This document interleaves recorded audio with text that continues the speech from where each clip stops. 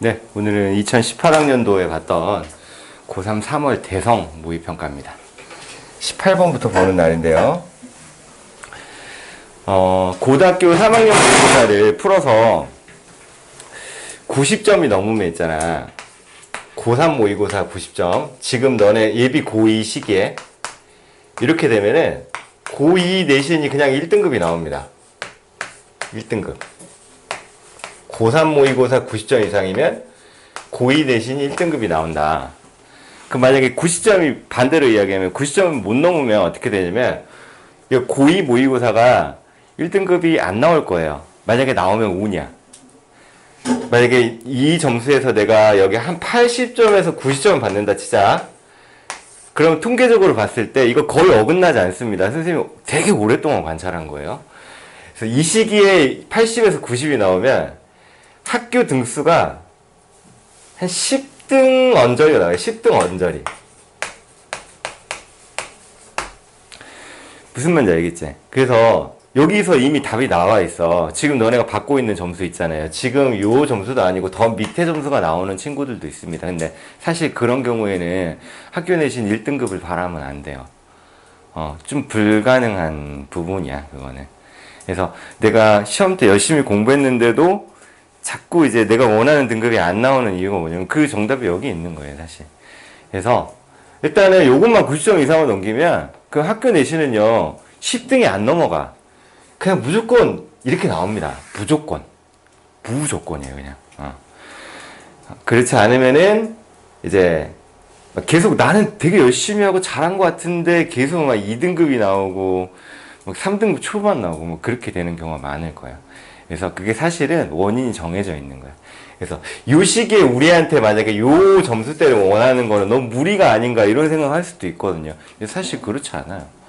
지금 너네 학교에서 정말 최상위권 애들 있잖아요. 물론 여기도 그 학생들이 있기도 하지만 걔네들은 이미 이 점수가 만들어져 있는 애들이 많이 있습니다. 한 학교에 많이 있다는 건 아니고 중랑구 내에 요런 상태인 애들을 모아보면 많이 있다고요. 한 2, 30명 있을걸요? 왜냐면 영어라는 학문은, 영어는 끝이라는 게 존재해. 끝.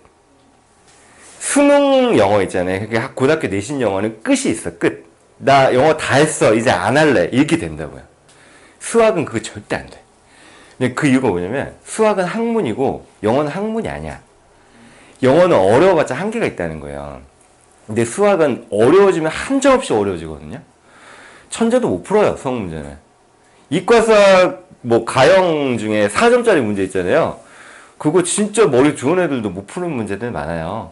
근데 영어는 그냥 미국의 대학 정도만 나오는 언어민이면 못 푸는 문제가 없어요. 그렇기 때문에 영어는 한계가 존재하고, 그리고 어떤 얘기가 나오냐면, 그래서 한 고등학교 2학년 정도 되면, 나 이제 영어는 끝냈어 라는 얘기가 나올 수 있어요. 고3 모의고사가 1등급이 나와버리는 상황인 거예요, 걔는. 무슨 말인지 알겠지? 그래서 영어는 끝낼 수가 있기 때문에 이걸 좀 빨리 만들어야 돼요. 그러려면 수업 열심히 듣고 숙제하고 이런 것도 중요하지만 하루에 한 지문씩 공부하기 이걸 꼭 지켜야 돼요. 안 하고 있는 학생들도 있는데 그러면 나중에 그 결과에 대해서 너네가 책임져야 되는 거야. 그래서 하루에 한 지문 이상 반드시 공부하고 그게 다 해석이 되는 상태로 만들고 만약에 1일 1지문 공부하잖아요. 그럼 이걸 누적을 시켜야 돼. 누적. 그럼 내가 2주일 동안 공부했으면 14개 지문이 공부가 된 거죠. 그럼 15번째 지문을 공부할 때는 이 14개 지문을 빠르게 읽어서 내가 해석이 되는지 확인해야 돼요. 해석만 되면 끝이야, 영어는. 해석이 된다는 것은 단어가 된다는 거고요. 그리고 그 안에 끊어읽기 구문이 된다는 거거든. 그리고 내용도 잡힌다는 거죠. 그래서 이 모든 영어 공부는 해석으로 종결된다라는 겁니다. 해석이 되면 다 끝나는 거예요. 그래서 하루에 한 지문씩 공부해서 이게 누적을 꼭 하셔야 됩니다. 3월 중순 되잖아요? 3월 중순 되면 이 모든 영어의 내공은 늘릴 수가 없어요. 그냥 내신에 치여 살다가 고3이 되는 거예요, 그냥. 원래 학기 중에는 영어 실력이 안 늘어, 사실. 학기 중에 내신에 치이기 때문에 영어 실력이 안 늡니다. 무슨 말인지 알겠죠? 그래서 이때 공부를 하셔야 된다라는 거예요. 그리고 선생님이 지금 리딩 스킬을 알려주는 이유는 이제 점수를 좀 높이기 위해서거든요. 그럼 사실 선생님이 특정 부분만 읽고 정답을 찾아내는 법을 자꾸 알려주잖아. 그럼 나머지 부분을 해석을 안 해도 되는 게 아니에요. 그건 하루에 한 지문 공부할 때는 전부 처음부터 끝까지 읽고 해석하셔야 됩니다. 단어도 찾고. 알겠죠? 18번 목적 문제는요. 얘는 무조건 중반 이후로 읽는 거죠. 중반 이후. 중반 이후로 읽는데 중반 이후에서 어떤 표현을 찾냐면 부탁하거나 요청하거나 감사하는 표현을 찾는 거예요.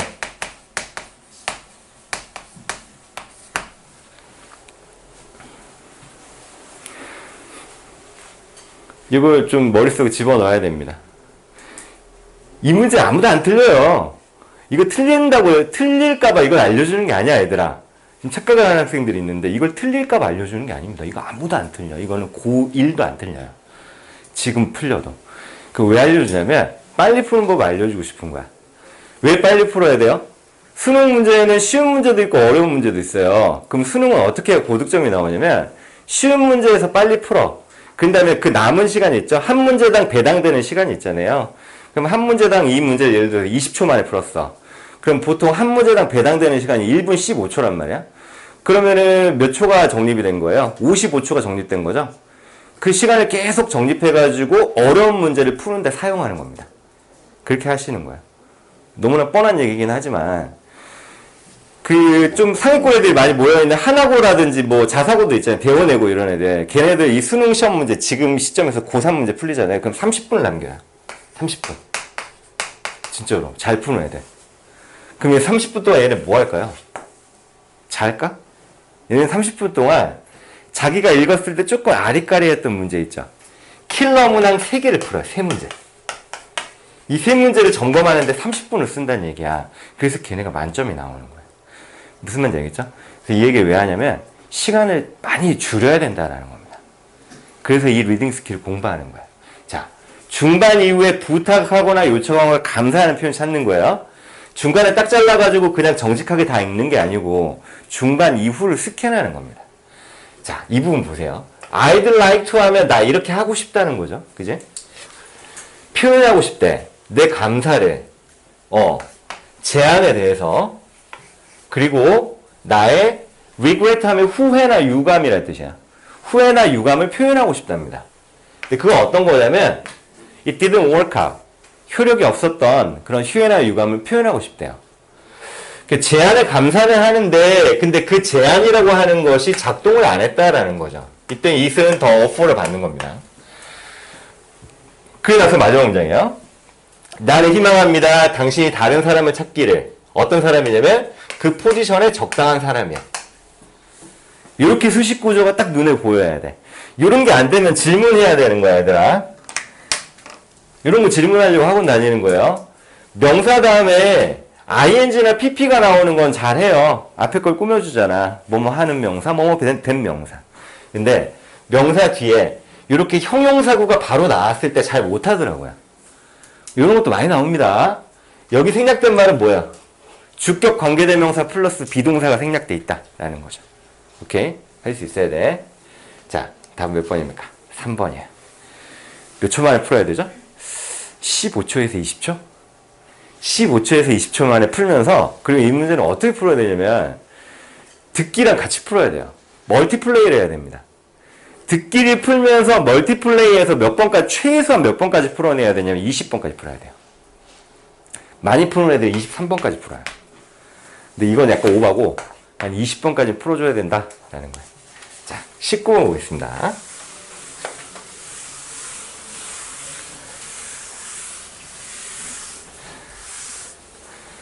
얘들아, 영어를 빨리 더 많이 해서 빨리 끝내야 돼요. 영어를 끝낸다라는 느낌으로 가셔야 됩니다. 지금 문이과 통합되면서 있잖아. 영어 수업 공부 시간 자체가 니네 에너지를 100이라고 보면 수학에 80을 쏟아야 되는 상황이에요. 그런 얘기 많이 들어봤죠? 수학에 70에서 80% 에너지가 가야 돼. 그럼 나머지 20에서 30% 에너지로 뭘 끝내야 돼요? 국어나 영어를 공부해야 되는 거야. 알겠지? 그렇기 때문에 지금 좀 내가 영어가 잘 안 돼 있다. 이 영어는 끝이 존재한다고 했어요. 그러니까 수학은 있잖아. 수학은 사실 딱 까놓고 얘기해서 수학은 머리가 좋아야 돼. 너무 막 좀 더디면 잘 안 돼요, 사실. 선생님 많이 봤습니다. 정말 성실하고 열심히 하는데 끝까지 수학이 안 되는 친구들은 너무 많이 봤어요. 눈물 흘리는 친구들. 수학은 재능이 있어야 돼요, 사실. 내신 아니다. 내신 수학이랑은 상관없어. 내신 수학은 철저한 암기입니다. 그 유형 많이 풀어보면 잘 나올 수 있어요. 근데 수능은 안 그렇거든요. 근데 영어는 기본적인 이해력이나 암기력, 기본적인 어떤 뇌 능력 플러스 성실성. 성실함만 있으면 영어는 끝이 가능하다. 이 영어를 빨리 끝내보려고 노력을 하셔야 돼요. 오케이. 19번입니다. 심경 변화는 어떻게 푸냐면 앞에 심경이 나와요. 뒤에서 뒤집히는 거예요. 심경이 극단적으로 변해 항상. 앞에가 극단적으로 슬프면 뒤에는 극단적으로 기뻐지는 거예요. 기쁘면 슬퍼지는 거고. 그럼 심경 변화는 항상 첫 끝 문장만 읽으면 답이 나온다라는 겁니다.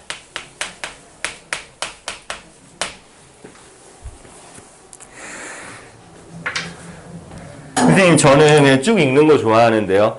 그렇게 하지 마세요. 내 말을 들어, 알겠지? 처음에 선생님 저는 그냥 이거 쭉 읽어가지고 푸는데 리딩 스킬 같은 거 적용 안 하고 그럴 수 있어요. 근데 그게 나중에 어려워지면 안 돼요. 고등학교 3학년 말로 가면 절대 안 되기 때문에 이 방식을 자꾸 적용해야 됩니다. 그리고 여기 중간에 읽으면 이건 원래 어려워, 질문이. 그 글은요, 지구상에 존재하는 글은 문학작품과 비문학작품으로 나뉘어집니다. 국어 영역 시험 보면은 문학이 있고 비문학이 있죠? 이 19번은 문학이에요. 19번이랑 맨 마지막 장문 있지? 43에서 45번. 그건 문학작품이기 때문에 문학작품은 문학적 허용이라는 게 있어. 국어 시간에 배웠지? 문학적 허용이라는 게 뭐냐면 문법이 깨진다는 뜻이야. 그러니까 여기를 그 원어민이 아닌 사람이 읽었을 때 해석이 잘 안 될걸요? 중간에 읽으면 안 돼요. 자, 오케이. 해보겠습니다. 첫 번째 도전은 바위 벽이었고 토냐라는 애가 올라왔는데 내 뒤에 올라와서 가르쳤는데 데디아를 가르쳤대요. 거기 몇 개의 어려운 지점이 있었답니다. 어려운 지점이 있었다. 암벽 등반하는 얘기니까 분위기는 마이너스죠. 여기서 플러스로 가겠죠. 뭐. 자, 공기중을 통해 나는 것은 하나의 흥분이었는데 내가 결코 잊을 수 없는 흥분이었다. 목적격 관계대명사 생략. 정답 몇 번? 3번이 답이에요. 요 정도 느낌으로 가야 돼요. 20초 컷이야. 자, 20번입니다. 얘들아, 주제, 주장, 제목, 요지를 선생님 뭐라고 했냐면 큰 뜻을 추론한다라고 했어요.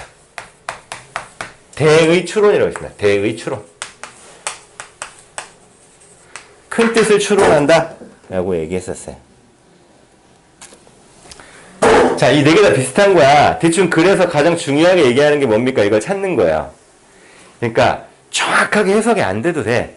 대충 뭐가 중요하다는 얘기지 이걸 잡으면 된다고요. 이 문제의 업그레이드 판이 뭐냐면 빈칸 완성이라고 하죠. 요거랑 똑같은 거야. 빈칸 완성은 주제, 제목, 주장, 요지랑 거의 한 가지에서 나온 문제 유형이에요. 근데 조금 차이점은 뭐냐면 주제, 주장, 제목, 요지는 대충 해석이 좀 안 돼도 두루뭉실하게 뭔 소리 하는 건지를 잡으면 답이 나와. 근데 빈칸 완성은요, 그 빈칸 문장이랑 빈칸에 힌트가 되는 문장이 정확하게 해석이 안 되면 안 풀려. 무슨 말인지 알겠지? 만약에 내가 주제, 주장, 제목, 요지를 많이 틀린다. 그러면 빈칸을 못 푸는 거야. 무슨 말인지 알겠지? 일단 이거부터 정복을 하셔야 됩니다. 자, 이 각각이 약간의 차이가 있는데, 얘들아, 흥부랑 놀부가 나와가지고 흥부는 복 받고 놀부는 벌 받는 얘기 있죠?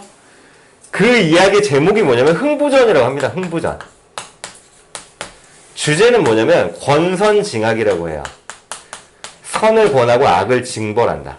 주장은 뭐냐면 착하게 살자라는 겁니다. 요지는 뭐냐면 흥부는 착해서 복을 받았고 놀부는 못돼서 벌을 받았다. 이거예요. 이 네 개 차이점이야. 국어 선생님한테 배웠니, 얘들아? 자, 이 네 개 차이점이 이렇습니다. 주제라고 하는 것은 중심 생각을 얘기하는 거고, 주장은 그 필자가 주장하는 걸 얘기하는 거예요. 제목은, 이 제목이 어렵다. 이 제목은 필자가 그 글에서 이야기하는 내용을 함축적이고 간결하게 나타낸 것을 제목이라고 합니다. 그래서 제목을 찾는 게 제일 어려워요. 간결하고 함축적으로 나타내기 때문에. 비유가 들어가고. 유지라는 건 뭐냐면 이건 요약하는 걸 유지라고 하는 거야. 요약. 그 글을 짤막하게 요약하면 유지라고 합니다. 그러면 이 유지 문제는 40번의 요약문 완성이랑 거의 똑같은 거죠. 그제? 유형만 약간 다를 뿐이지. 자, 오케이. 그 중에서 주장 문제는 어떻게 푸냐면 주장에 동그라미 풀어. 동그라미 쳐.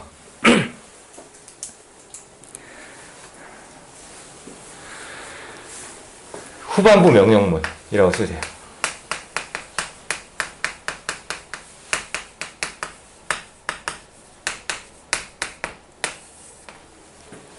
외워야 됩니다. 국어랑 많이 달라요. 국어는 이렇게 정형화시켜가지고 리딩 스킬을 적용하기가 힘들어. 근데 영어는 그렇지 않습니다. 영어는 굉장히 논리적으로 글을 쓰기 때문에 후반부 명령문이 주장 문제에서 드러나는 경우가 90% 이상이야. 자, 그러면 눈으로 이렇게 스캔했을 때 있잖아. 쭉 읽어 내려왔을 때 When faced with a painful situation 다음에 ask가 보이죠? 명령문이라는 뜻이거든요. 동사 원형. 그래, 맨 마지막 문장에 명령문이 들어가 있어요. 그럼 이건 무조건 주제예요. 마지막 문장이고 명령문이다.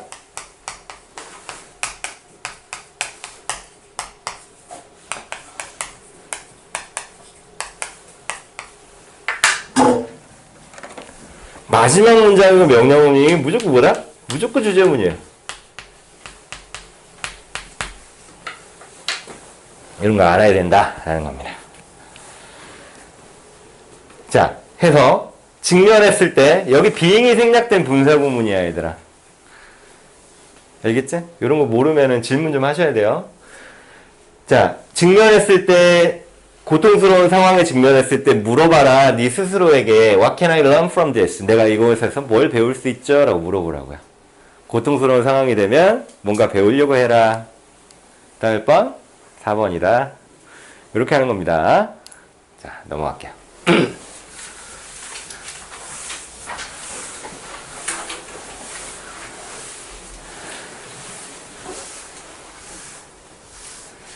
어떤 사람이 이런 얘기 하더라고요. 선생님, 저는 그 수능 영어 1등급인데, 저는 그냥 처음부터 읽었어요. 처음부터 끝까지. 그런 애들도 있어요. 저는 리딩 스킬 이런 거 믿지 않습니다. 처음부터 다 읽었어요. 그래, 니 잘났다. 이렇게 얘기하면 돼, 그냥. 그냥 잘한 거야, 그냥. 알았지? 그래서 만약에 지금 너네 풀고 있는데, 난 처음부터 끝까지 읽었는데 점수가 잘 나온다. 그럼 그렇게 풀어도 됩니다. 근데 그게 점점 어려워지면 어려워질수록 잘 안 돼요. 그래서 선생님이 소개하는 이 방식을 계속 적용해 보려고 하세요. 자, 요지 문제가 나왔죠. 주제, 주장, 제목, 요지는 뭘 찾아야 되냐면 아까 내가 주장은 후반부 명령문을 찾으라고 했지. 그럼 이제 주제랑 제목이랑 요지는 뭘 찾냐면 의무나 필요를 나타내는 동사, 형용사, 동형조, 동사, 형용사, 조동사를 찾는 거예요. 이게 1번.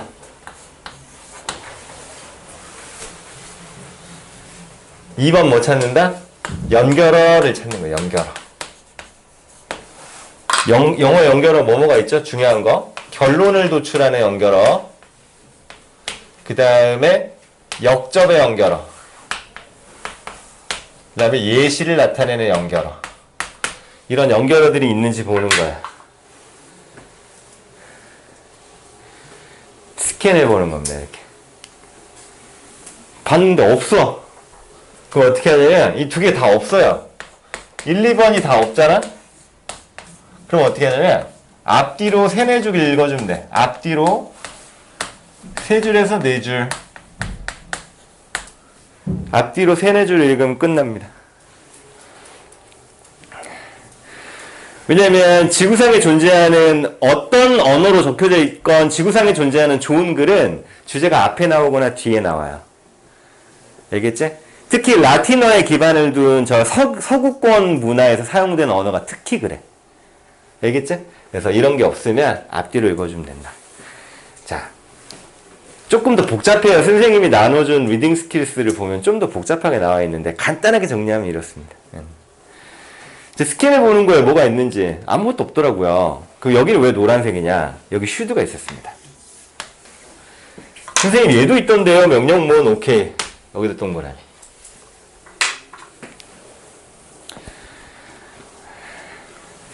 자, 두 개를 찾았어요. 그 여기 명령문부터 한번 읽어봐야 되죠. 근데 후반부 명령문이 아니고 초반부 명령문이라서 주제가 드러날 가능성이 별로 없습니다. 어쨌든 읽어볼게요. 여기서부터 읽으려고 했다가 앞문장이 너무 이렇게 처음이 가까이 있으니까 여기서부터 그냥 읽었어요. 어떤 상황에서는요. 우리는 충분한 정보가 결핍된답니다. 뭐에 관해서? How to act. 어떻게 행동할지에 관해서. 잘 모르겠는 상황이 있을 수 있다는 거죠. 생각해보세요. 너의 첫 번째 경험을. of a dance club. 댄스 클럽에 갔을 때 첫 번째 경험을 생각해보세요. 댄스 클럽 뭔지 우리 잘 몰라요. 이거 미국 문화입니다. 오케이. 어쨌든 여기서 무슨 주장이나 요지가 들어가는 건 아닌 것 같아요. 바로 여기서 뛰어넘어서 일로 오는 겁니다. 명확하지 않을 때 올바른 반응이 what the correct response should be.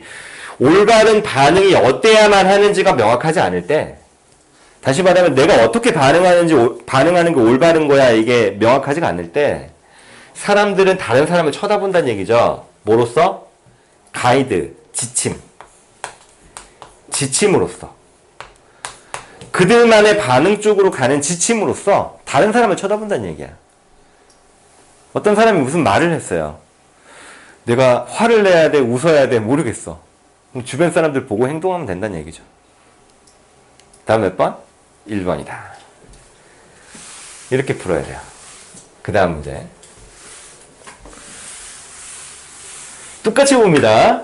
의무나 필요를 나타내는 동사, 형용사, 조동사 또는 연결어, 명령문, 부정의 명령문, 어스가 앞뒤로 세 줄 똑같이 하는 거예요.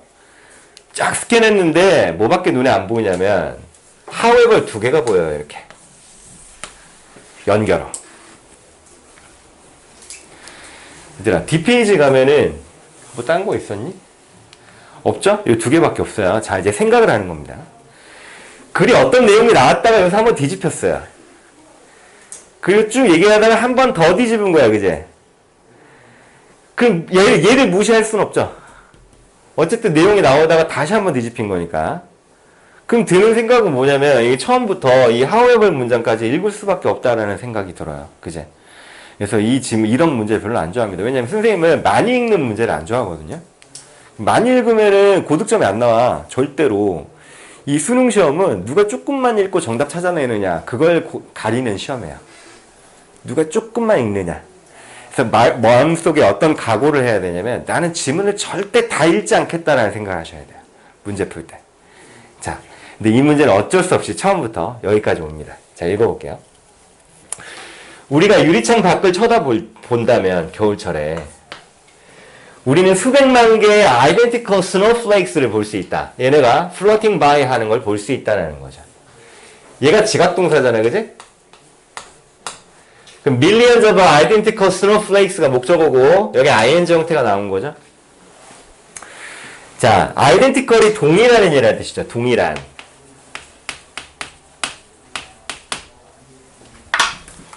자, 이거 한번 적어볼까요?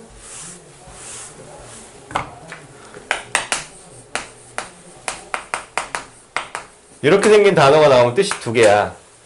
확인, 구별하다, 동일시하다. 알았지? 뜻을 두 개를 외워야 돼. 확인하고 구별하고 동일시하다. 그럼 제 동일한이라는 뜻이 되는 거야. 우리가 겨울철에 유리창 밖을 쳐다보면 우리는 수백만 개의 동일한 눈송이들이 떠다니는 것을 볼 수 있습니다. 그러나 우리가 매그니파잉 글래스를 가져다가 그 플레이크스를 separately하게 쳐다보면 눈송이를 개별적으로 보면 우리는 곧 데디아를 발견하게 되는데 그들이 identical하지 않는다는 것을 발견하게 된다는 얘기죠. 배경 지식인데 그 눈의 결정을 눈을 돋보기로 이렇게 보면 결정이 보이거든요. 그 결정의 모양은 사람의 지문처럼 각각 다 다르답니다. 모양이. 알고 있나요 혹시? 몰랐어도 얘기해줬죠 방금? 오케이. 사실 그 각각의 눈송이들은 눈에 띄는 모양을 갖고 있는데 다른 어떤 눈송이도 정확하게 복제할 수 없는 모양을 갖고 있대요. 선생님 이렇게 해석을 하면 선생님 나는 단어가 몰라서 안 되는데요 라는 생각을 자꾸 할 거예요. 근데 선생님 저번 시간에 얘기했지. 단어는 니네 죽을 때까지 해서 안 돼. 영어 사전 중에 유명한 거 뭐 있습니까? 롱맨이나 옥스퍼드 이런 거 있다는 거 알고 있지? 그럼 원어민들은 그 사전에 몇 분의 1을 알고 있을까? 다 아나요? 자기네 나라 말이니까? 택도 없어요. 너네 국어 사전에 있는 단어 몇 개나 알 것 같아? 너네 5분의 1도 몰라. 무슨 말 얘기했지? 어차피 단어는 해결이 안 돼. 그러니까 단어를 열심히 공부해야 돼. 실전에서는 단어가 좀 막혀도 내가 해석이 되는 부분으로 주제를 자꾸 잡으려고 노력하셔야 돼요. 알겠죠? 자, 무슨 내용이었습니까? 눈송이는 똑같아 보이는데 자세히 살펴보면 다르다 이런 말이죠. 그 다음 똑같은 것이 인간한테도 진실이다 이런 말을 해요. 그럼 여기서 조금 독해의 힘이 뛰어난 학생은 어떤 얘기를 하냐면 인간도 겉보기에는 다 비슷해 보이지만 자세히 살펴보면 다 다르다. 이게 이 글의 주제구나라는 감이 온다고요. 근데 여기서 무슨 역접이 있었나만 확인하면 되는 거예요 이제. 자, 갑니다. 우리는 말할 수 있습니다. 꽤 많이. 뭐에 관해서? 수잔이 뭘 경험할지. 단지 뭐에 의해서? 데디아라는 사실에 의해서. 그녀가 인간이라는 사실에 의해서. 인간이니까 태어날 거고, 우유를 먹을 거고, 옷을 입을 거고, 학교에 갈 거고, 이런 거를 말할 수 있다라는 거죠. 그러나 우리는 심지어 더 많이 말할 수 있는데, 뭘 알아? 그녀가 미국 소녀라는 것을 알므로써 더 많은 걸 말할 수 있다.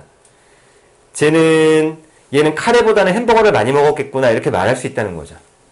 그리고 어떤 특정한 공동체, 지역사회에 살아요. 누구랑? 부모님이랑. 근데 어떤 부모님이냐면 그렇고 그런 직업을 가진 부모님이에요. 그러나 after everything is said and done 여기 밑줄 한번 그어볼까요? after everything is said and done 이게 동요가 하나 있는데요. all things considered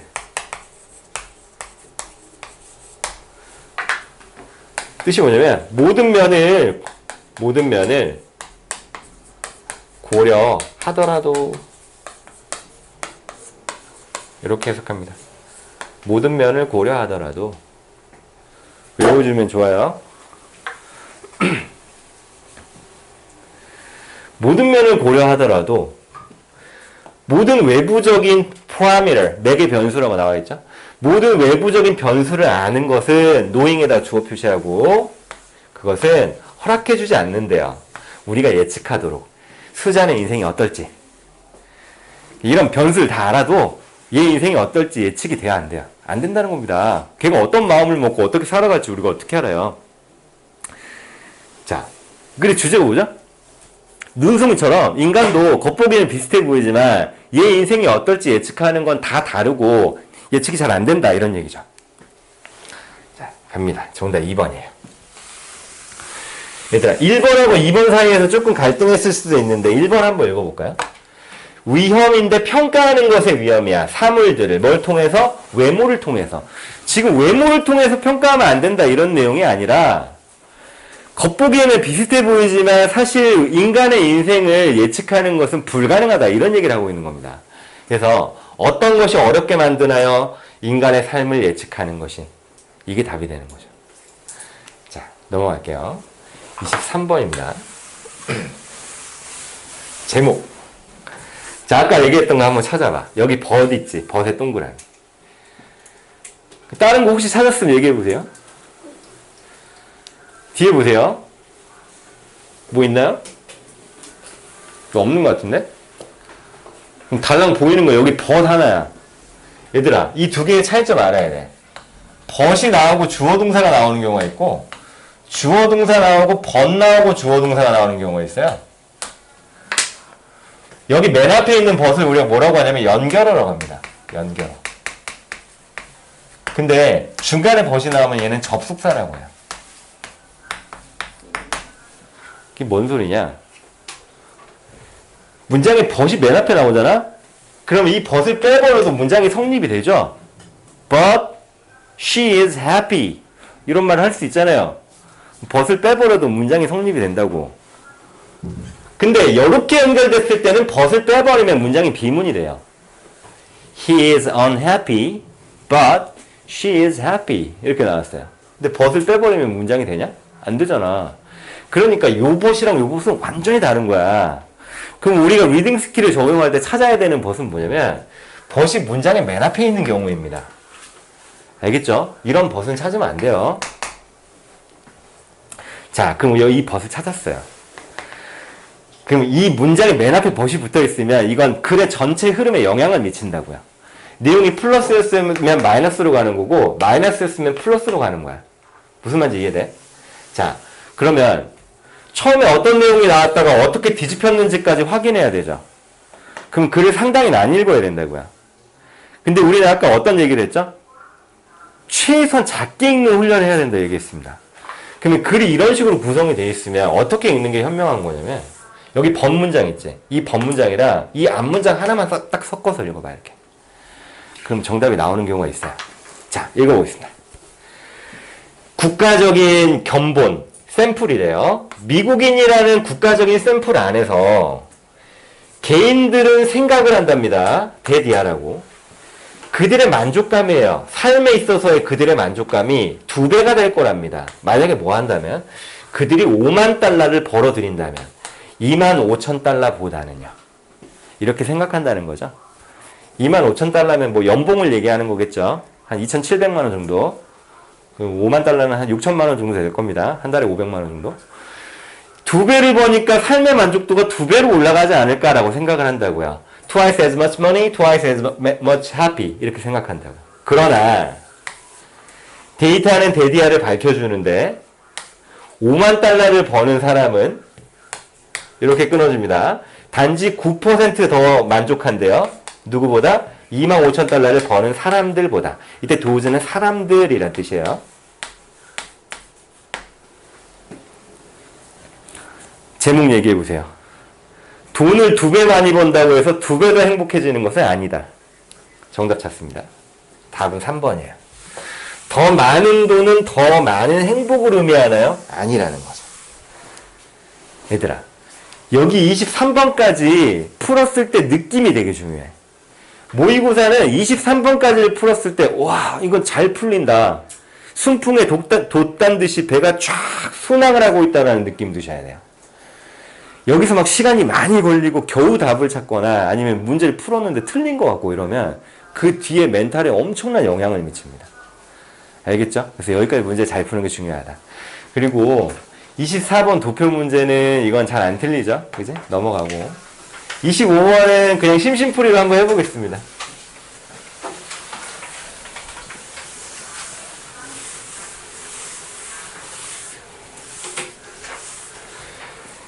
밑줄 그어봅시다. 내용과 일치하지 않는 그 어떻게 하냐면 일로 와. 선지로 와서 틀린 걸 찾는 거니까 여기 X 표시 이렇게 치는 거예요. 알겠지? 이게 중요하다. 이런 실수가 안 나와요. 그러고 나서 5번에 읽는 겁니다. 젊은 플루트 연주자의 교육에 헌신했대요. 젊은 플루트 연주자라는 말을 찾을 거예요. 여기 있습니다. 이 문장 읽어보자. 이 사람은 has been dedicated to, be dedicated to 어디에 헌신하다. 어디에 헌신하다.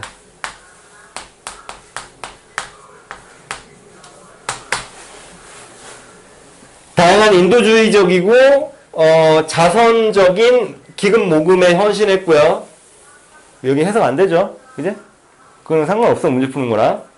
그리고 특히 이 2가 1번이고 이 2가 2번이구나. 젊은 플루트 연주자의 교육에 헌신했다. 이거 맞는 내용이니까 틀린 거 찾는 거니까 고르면 안 되죠. 오케이? 정신을 팍팍 차리셔야 돼요. 얘들아, 이거 뭐라고? 인도주의적이고 자선적인 기금 모금. 드라이브가 기금 모금이라는 뜻이 있어요. 모르는 단어 수업 시간에 선생님이 적어주는 거 아무 의미 없다. 알겠지? 그거 영어 공부 아니에요. 그건 여러분들이 스스로 할 때. 내가 적어줄 수도 있어요. 근데 그건 도움이 하나도 안 돼. 자, 그럼 5번 고르면 안 돼요. 자, 4번 쳐다보세요. 그래미상을 받지는 못했지만 기사 자기를 받았다. 일단 의심스러워. 선택지가 수능시험에서 있잖아. 내용일치 문제에서 앞에는 이랬지만 뒤에는 이랬다라고 반전으로 나오잖아요. 그럼 둘 중에 하나가 틀려 있을 확률이 굉장히 높아요. 태훈이 정신 차리고. 그래미상이라는 말이 어디 나오는지 볼 거예요. 자, 여기 보세요. 그래미라는 단어가 딱 보이죠. 그의 상의 목록은 뭐냐면 눈에 띄는 뭘 포함하는 거냐면 몇 개의 그래미상을 포함하고 있대요. 받았네. 받았잖아. 틀렸잖아.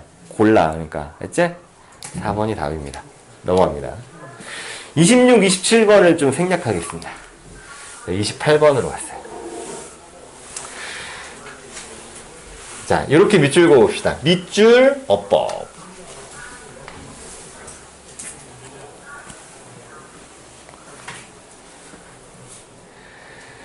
밑줄 어법은 어떻게 해야 되냐면 밑줄 친 문장만 있는 거예요. 밑줄 문장만 읽기.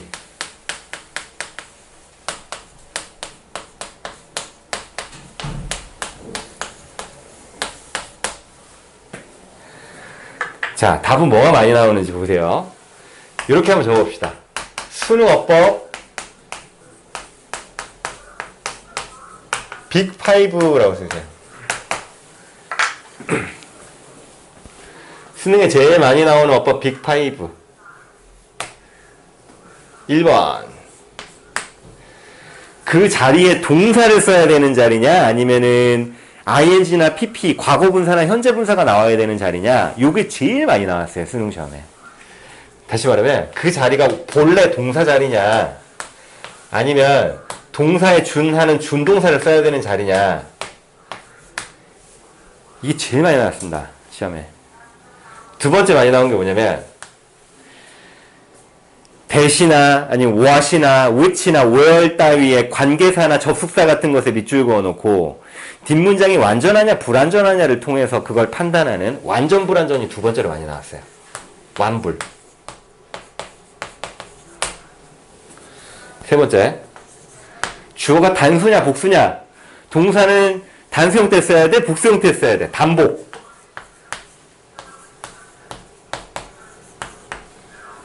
4번, 능동의 형태를 써야 돼 아니면 수동을 써야 돼. 능수동.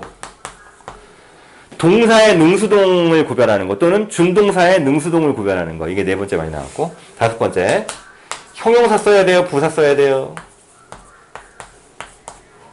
형용사는 명사를 꾸미고 부사는 동사나 형용사나 다른 부사나 문장 전체를 꾸미는데 둘 중에 뭘 써야 되죠? 이렇게 물어봤습니다.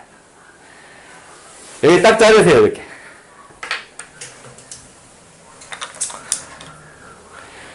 최근 10년 동안 어법 문제는 1, 2, 3번을 계속 돌았어요. 이렇게.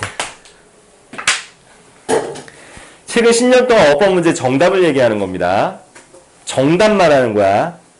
만약 3번이 정답이면 1, 2, 4, 5번은 엑스트라죠. 그거 말고 정답으로 나온 논리를 얘기하는 거야, 선생님은.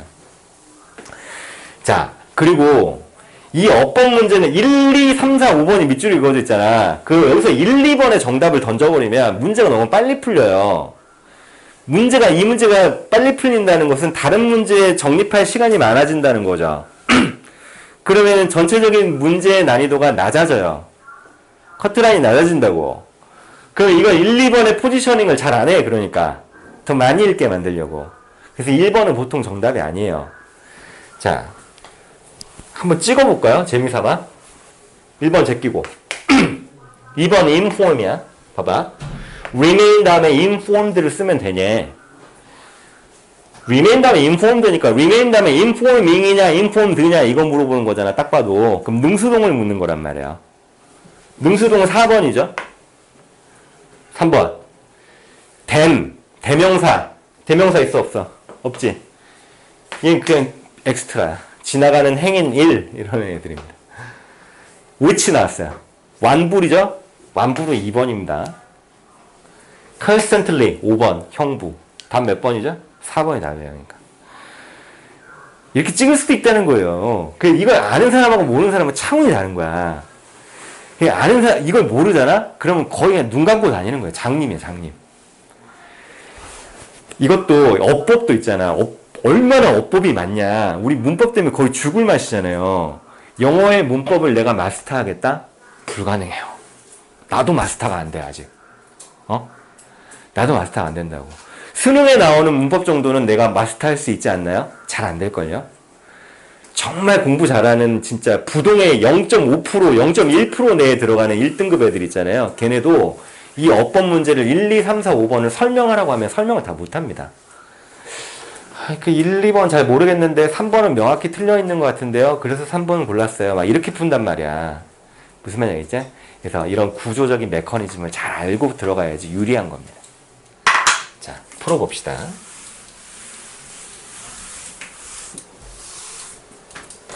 후즈가 나왔죠? 후즈는 그냥 이게 시시껄렁한 문법인데 후즈에 박스 쳐봐. 후즈는 무조건 앞에 명사가 나와야 돼. 뒤에도 명사가 나와야 돼. 무조건이야, 이거는. 그리고 이 명사가 이 뒤에 있는 명사랑 이렇게 소유격으로 연결돼야 돼요.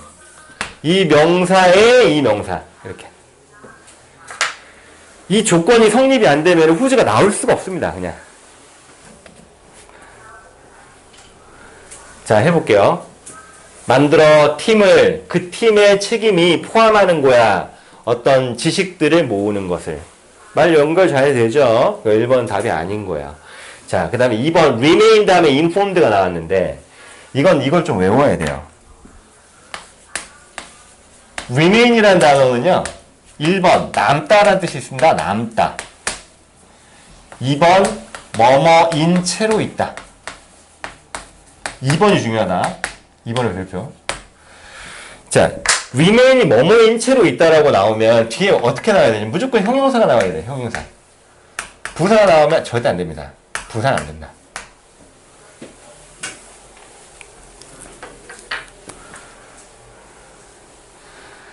알겠어요? 자, 해석해보자. 이 인텔리전스 팀, 너의 지성팀은 거기 있습니다. 뭐 하기 위해 있냐면 대디아를 확실하게 하기 위해서 make sure, 뭐뭐를 확실하게 하다. You remain informed. 네가 뭐뭐인 채로 있다는 거야. 네가 inform 뜻이 뭐야, 얘들아? inform. 정보를 전달하다. 네가 정보를 전달하는 채로 있는 게 아니고 네가 정보를 전달받은 채로 있는 거죠. 뭐에 관해서? 너의 직원들에 관해서. 우리 직원들이 어떤 상태구나 라고 내가 정보를 전달받은 상태로 있는 거잖아. 그래서 PP 형태의 형용사를 쓰는 게 이상이 없다라는 겁니다. PP도 형용사라는 거 알고 있죠? 자, 그 다음 3번은요. 그 해석을 쭉 해보면, 이 문장 해석해보면, 이때 댐이 뭘 받는 거냐면, the team members. 이걸 받는 거예요, 그냥 이렇게. 알겠지? 복수명사를 받는 겁니다. 댐이냐, 이시냐, 이런 거 수능 문제 정답으로 안 나와요. 방금 내가 얘기한 거는 얘들아, 밑줄어법을 얘기한 거야, 밑줄어법. 어법 문제에는 박스어법도 있어요, 박스어법. 박스어법은 박스가 3개 쳐있죠, 이렇게. 둘 중에 하나씩 고르는 거잖아, 그지? 근데 이거는 정답이 3개잖아. 밑줄어법 정답은 하나죠. 근데 박스어법 정답이 3개예요. 그러다 보니까 이렇게 중요한 것도 좀 나오고 이렇게 대명사 같은 것도 그 중에 하나로 나올 때도 있습니다. 근데 지금 최근 수능의 이 그 패턴은요. 박스어법 잘 안 나와요. 이게 최근 5년 동안 박스어법으로 수능이 나온 적이 없어. 무조건 다 밑줄어법이야. 그러니까 선생님 밑줄어법에 이 포커스를 두고 그냥 가르치는 거예요, 지금. 무슨 말인지 알겠죠? 자, 그 다음 4번에 which가 나왔습니다. 수능 시험에 which에 밑줄을 그어놓잖아요. 그 which는 사실 쓰임이 2가지잖아. Which one do you like? 이 둘 중에 어떤 거 더 좋아하세요? 라고 의문사로 쓰일 때도 있고 관계대명사로 쓰일 때도 있잖아요. 근데 의문사로 쓰이는 which는 시험에 안 나와, 그냥. 무조건 which에 밑줄 그어져 있으면 관계대명사야. 그래, 관계대명사 which가 나오려면 이건 충분 조건이 뭐가 돼야 되냐면 뒷문장이 불완전해야 돼요. 뒤에 불완전 문장이 나와야 되고 앞에 선행사가 있어야 되죠. 뒤에 불완전 문장 나와야 되고 앞에 선행사가 있어야 된다. 그럼 뒤에 문장이 불완전한지 보겠습니다. 여기 they에다가 주어 표시. They won't be responsible. 그들은 책임을 지지 않을 거예요. 뭐에 대해서? 전달하는 것에 대해서. 어떤 뉴스를. 그 뉴스는 어떤 거냐면 네가 좋아하지 않는 뉴스. 문장을 해석해보면 뭐가 빠진 게 없다고요. 정상적이란 말이야. 그 위치를 쓰면 무조건 틀려요. 뒤가 불완전하지 않기 때문에. 뭘 써야 돼요? 뭘 써야 되죠? 얘가 가목적어거든? 이렇게 대절이 얘가 대시되면서 이 뒤에가 진목적어가 돼야 돼요. 진목적어. 이거 지울게. 자, 요거를 하나 적어봅시다. 가목적어와 진목적어 관용 표현이라고 쓰세요. 가목적어, 진목적어 관용 표현. Make it a role to 부정사. Take it for granted that has it that 주어 동사. 이 세 개를 좀 외우자. 자, 이 위에 거 뭐냐면 얘가 가목적어, 진목적어 이렇게 되는 거야. 가목적어, 진목적어. 가목적어, 진목적어. 맨 위에 거는 쉽죠? 투부정사 하는 것을 규칙으로 삼다. 다시 뭐라고요? 투부정사 하는 것을 규칙으로 삼다. 나는 일기 쓰는 걸 규칙으로 삼는다라고 하려면 뭐라고 하면 되죠? I make it a rule to keep a diary. 이렇게 얘기하면 나는 일기 쓰는 걸 규칙으로 삼습니다. 이렇게 하는 거예요. 두 번째 것도 알지 않냐? Take it for granted that. 대디아를 당연시 여기다. 뭐라고? 대디아를 당연시 여기다. 당연하게 생각하다. 중요합니다. 많이 나와요. 대디아를 당연시 여기다. 이 3번이 제일 어려워. 이게 뭐냐면 주어, 앞에 주어가 나온단 말이에요. 얘는 항상 앞에 주어가 나와요. 주어에 따르면, 여기에 따르면 대디아하다. 이게 제일 어려워요. 나오면은 가장 해석이 안 될 겁니다. 이게 뭐뭐에 따르면 대디아하다.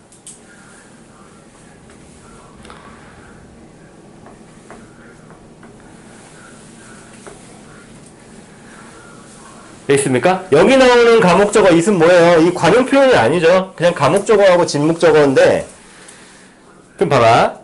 여기 make it very clear 할 때 이거 가목적어잖아. 그 다음에 이렇게 끊은 다음에 여기가 진목적어니? 아니야. 진목적어 자리엔 투부정사나 대절이 나와야 돼요. 근데 얘는 전치사를 하면 명사잖아. 그러니까 진목적어 아니야, 이거. 여기 이렇게 괄호쳐야 돼요, 이렇게. 진목적어 여기 뒤에 나와야 되는 거야. 알겠지? 진목적어 자리엔 투부정사나 대절만 나옵니다. 그 대절은 그냥 접속사 대절이에요. 관계대명사가 아니야. 그러니까 그 자리에 which 절대 못 써. 알겠지? 이게 대수로 바꿔야 돼요. 대수로 바꿔야 됩니다. 자, 5번 보세요. constantly 밑줄 그어져 있죠? 형용사냐 부사냐? 다시 말하면 명사를 꾸미고 있냐? 아니면 문장 전체나 동사를 꾸미고 있느냐? 요것만 딱 구별하면 될 겁니다, 아마. 이 위에 거는 형용사의 기능이고 이 밑에 거는 부사의 기능이죠. 자, 해석 시작. and 다음부터 해석합니다. 당신은 필요합니다. 대디아를 확실하게 할 필요가 있어요. 네가 끊임없이 어디 위에 있다? on top of things. 어떤 물건들 위에 있대요. 얘들아, 자, 대답해봐. 끊임없이라는 말이 뭘 꾸미는 거야? 있다를 꾸미는 거죠? 이제? 얘들아, 이 비동사의 뜻은 뭐뭐 있죠? 어디 어디에 있다. 뭐뭐이다. 뭐뭐가 되다. 예비 중1 때 공부했죠, 이거? 어디 어디 있다. 뭐뭐이다. 뭐뭐가 되다. 이때 비동사의 뜻은 뭐예요? 있다. 네가 끊임없이 모든 것들의 위에 있다. 끊임없이 뭘 꾸며? 있다. 동사를 꾸미니까 부사죠. 오케이. 자, 한 문제만 더 풀고 좀 쉬었다 하겠습니다. 29번입니다.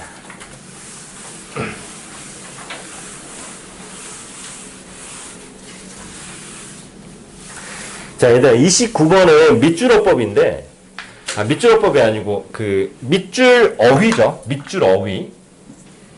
밑줄 어휘. 낱말이나 어휘나 똑같은 말이니까.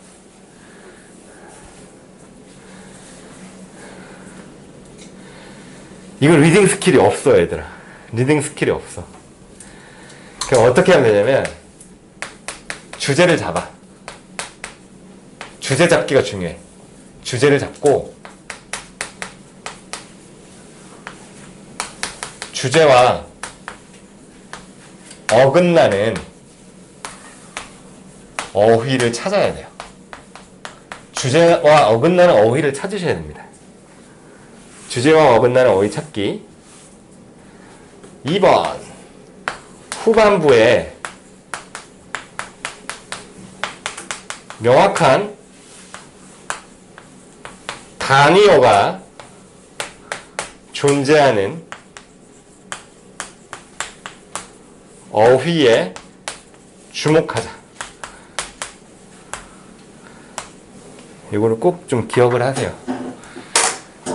이 문제 어렵게 나오거든? 우리 나중에 모의고사나 수능 볼 때 이 문제 포지션이 어려운 포지션이에요. 3점도 많이 걸려 있습니다. 그래서 이걸 꼭 기억을 해야 돼요. 주제를 잡아야 돼, 일단.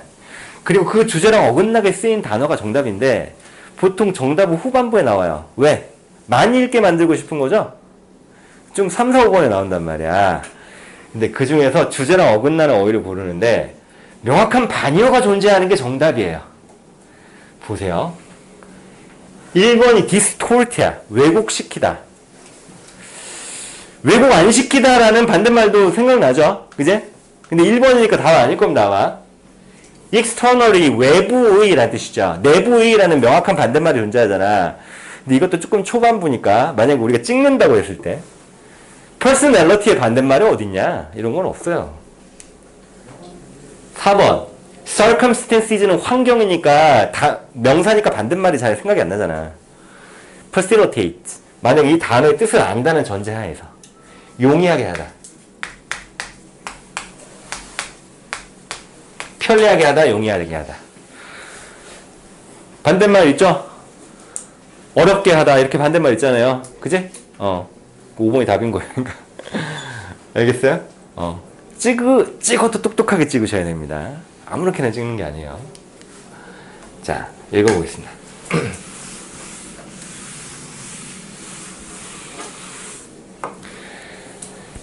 자, 일단 뭐 방법 없어요. 그냥 읽어야 돼. 자, 이 질문 내용 어렵습니다. 잘 따라오셔야 돼요.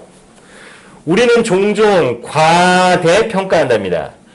내부적인 원인들은요, 다른 사람의 비바람직한 행동의 내부적인 원인들을 과대평가하고 과소평가한대요. 외부적인 원인들은요. 그리고 우리는 과소평가한대요. 내부적인 원인들을 뭐에? 우리 자신의 잘못된 행동에. 그리고 과대평가한대. 외부적인 원인들을. 뭔 소리인지 이해돼요? 실전에서 이렇게 탁 읽으면 이해가 안 되거든요. 자, 그럼 그때 뭘 해야 되냐면 매핑이라는 걸 해야 됩니다. 자, 뭐라고 했냐면 어떤 비바람직한 행동을 하는 게 있나 봐. 근데 딴 사람이 그걸 했을 때 있잖아요. 그 사람의 내부적인 원인들을 과대평가하고 외부적인 원인들은 과소평가한대요. 무슨 말일까 이거? 누가 도둑질을 했어요. 그럼 걔가 도둑질을 왜 했을까라는 생각을 할 때 새끼는 원래 나쁜 놈이니까 마음이 글러먹었으니까 이렇게 생각을 한다는 얘기죠. 혹시 집에 막 밥을 굶고 있는 애들을 위해서 어쩔 수 없이 도둑질을 하지 않았을까 이런 생각을 안 한다는 겁니다. 그럼 우리가 잘못했을 때는요. 나는 그럴 수밖에 없었어. 나는 피치 못할 사정, 외부적인 사정이 있었어. 나의 내면은 원래 나쁜 놈이 아니야. 이렇게 생각한다는 얘기 같아요. 그러니까 어떤 잘못을 했을 때 있잖아요. 나에 대한 잘못을 평가할 때와 타인에 대한 잘못을 평가할 때가 달라진다는 겁니다. 나에 대한 잘못을 평가할 때는 외부적인 요인을 과대평가하고 내부적인 요인은 좀 과소평가한다는 얘기야. 타인에 대해서 평가할 때는 외부적인 요인을 과소평가하고 내부적인 요인을 과대평가하게 된다는 거죠. 그제? 이걸 매핑이라고 합니다. 매핑. 이걸 좀 해보는 게 좋아요. 연습할 때는. 근데 나중에 이제 수능 시험 볼 때도 요 훈련이 잘 돼 있잖아요. 그럼 나중에는 내가 굳이 이렇게 적지 않아도 내 머릿속에 매핑이 되는 겁니다. 이렇게. 그거 이제 보통 논리력이 향상된다라고 얘기해요. 알겠지? 굳이 적지 않아도 머릿속의 논리로 받아들일 수 있는 겁니다. 이게 잘 안 될 때는 이렇게 좀 해보세요. 자, 요게 됐다. 그럼 이 글의 주제가 잡힌 거예요. 자, 이제 틀린 단어만 고르면 됩니다. 읽어볼게요. 우리는 뭐 할 필요가 있냐면, 끊어주고, guard against 하면은 우리가 guard가 지키다고 뭔가 against는 대항한다는 뜻이니까, 거기에 대항해서 지킨다는 거니까, 그걸 좀 멀리하고 피한다, 막 그런 느낌이죠. 외우는 단어가 아니에요. 그냥 느끼는 거야. 이걸 좀 피하고 이걸 막으려고 한다는 뜻이구나. 이 오류를 막으려고 한다는 얘기구나. 왜냐하면, 그 오류가 왜곡시키거든요. 우리의 인식을. 우리 자신과 타인들에 대한 인식을 왜곡시킨다. 괜찮죠? 우리는 재촉할 수 있어요. 우리 스스로에게 뭐 하라고? 찾으라고. 외부적인 원인들을 찾아 다른 사람의 행동에서. 근데 그건 어떤 거냐면 네가 이해하지 못할지도 모르는 거랍니다. appreciate가 감사하다는 뜻도 있지만 이게 이해하다는 뜻도 있죠.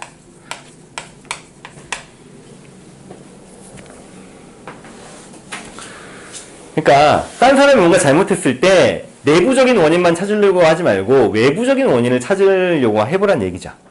얘도 괜찮은 거야. 얘도. 그 다음 봐봐. 뭐 대신에? 대디하라고 가정해. 그 원치 않은 행동이 다른 사람의 성격을 반영한다고 추측하는 것 대신에. 성격을 반영한다고 추측한다는 얘기는 뭐야? 쟤는 내부적으로 원래 성격이 썩은 놈이야. 이렇게 생각한다는 거죠. 그렇게 하는 거 대신에 네 스스로에게 물어봐. 어떤 요소, 그 사람의 상황 안에 있는 어떤 요소가 이 결과, 이 행동을 초래했을까라고 생각해 보라고요.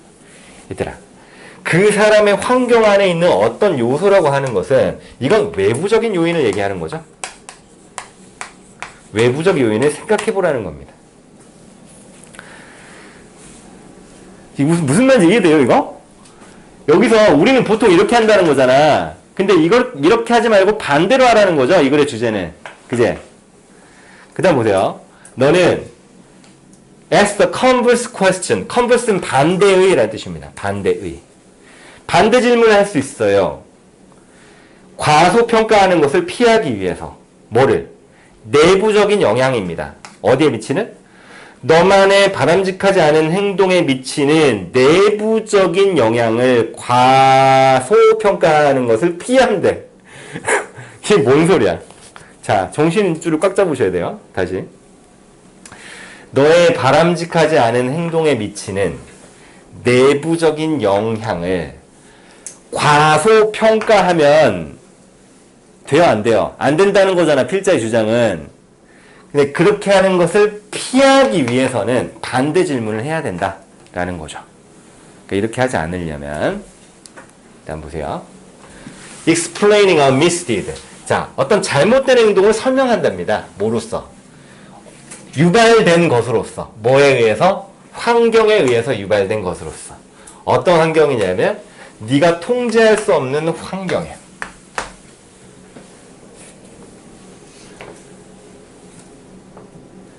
자, 이렇게 연결됩니까? 해석? instead of가 여기 걸려있어요. 다시 해석. 뭐 대신에?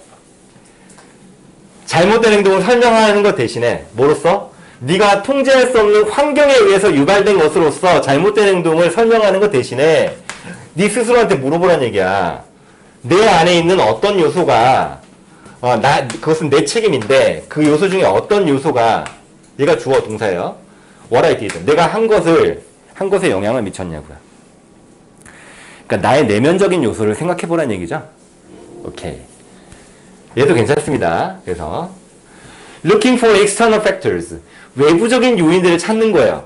어떤 거냐면 다른 사람의 행동에 영향을 미치는 외부적인 요인을 찾고 그리고 내부적인 요소들을 찾는 겁니다. 나의 행동에 영향을 미치는 내부적인 요소들을 찾는 거예요. 자, 얘들아, 여기 밑줄 그어봐. 이게 이 글의 주제죠.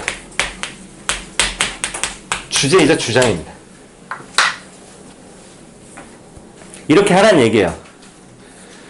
딴 사람의 행동을 평가할 때는 외부적 요소를 찾고요. 내 자신의 과오를 평가할 때는 내부적 요소를 찾으라는 겁니다. 이렇게 하는 것은 쉽게 만든대요. 우리가 이 오류를 만드는 경향을 더 쉽게 만드는 겁니까? 이 오류를 만들지 않게 하는 겁니까? 이 오류를 만들지 않게 하는 거죠. 그래서 이거 쉽게 만든다는 이 단어가 이상한 거야. 고치라고 하면 reduces 정도로 바꿔줘야 되죠. 알겠습니까? 이건 고3 수능 논리 중에 한 중급 정도에 해당하는 논리입니다. 절대 어려운 게 아니에요, 이 정도면. 내가 지금 논리적으로 꼬여가지고 되게 뭔 소리인지 모르겠다라는 사람들은 이렇게 매핑해가지고 각 문장 한 문장 한 문장 다 이게 무슨 말인지 이렇게 좀 매핑을 해서 이해를 해보세요. 알겠죠? 자, 잠깐 쉬었다 하겠습니다.